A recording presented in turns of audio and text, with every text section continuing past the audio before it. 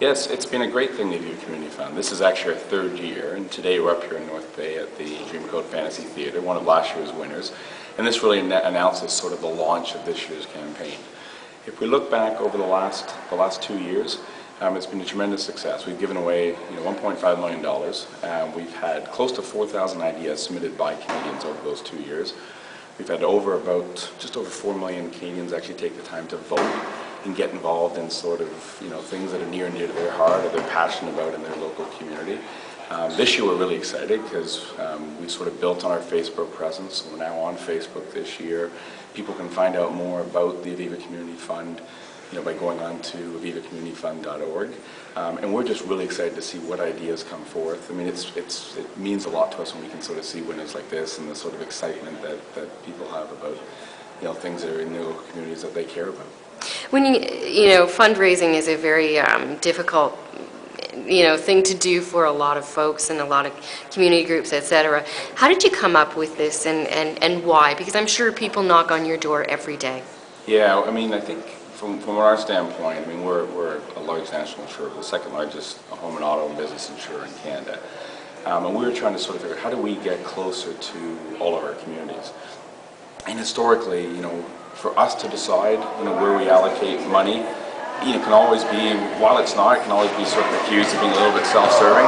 So we said, we're going to change, and we're going to sort of let Canadians decide. Now, there are some parameters, but it's pretty open. It's got to be a registered charity. It's got to be Canadian-based.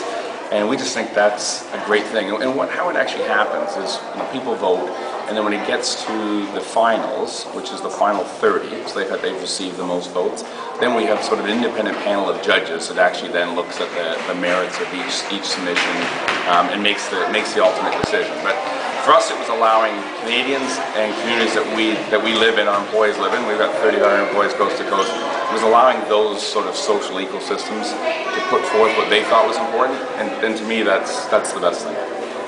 Tips for this year's competitors? Yeah, we've had lots of winners. We had last year, one of the big winners was an animal shelter up in the Northwest Territories. Generally, things with children resonate well with Canadians. I think Canadians are generally hard-working, caring individuals. So children's done well. Children things have done well in the past. We've done lots of playgrounds. We've done well with underprivileged segments work well. Seniors programs work well.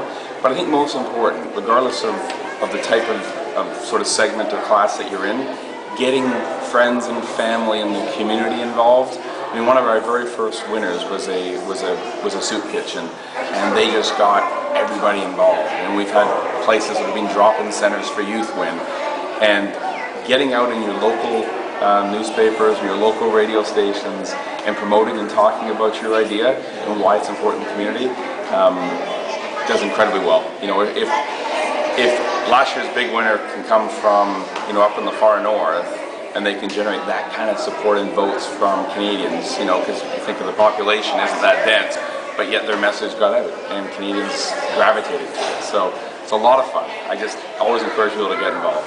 Of course, I can't vote. I'm about the only person that can't vote, but I certainly have my favorites every year, and I follow them online. What's and just to surmise your impression of Dreamcoat Fantasy Theatre? Terrific. I've got a 6-year-old and 8-year-old, and I'm not sure I could get my 6-year-old and 8-year-old up at 6 in the morning to be down here. So to come here and see 90 kids, I ended up talking, during the spot with Jeff to about 8 or 9 kids. Actually met Annie herself, and just the passion in their eyes, they're excited. They still have to learn the lines, at least that's what Annie told me, but what a great thing for the people that live both in North Bay and the surrounding areas to get involved in. And you know what, to keep kids focused and not be out, on the streets where they can get involved in other things is great as well. So.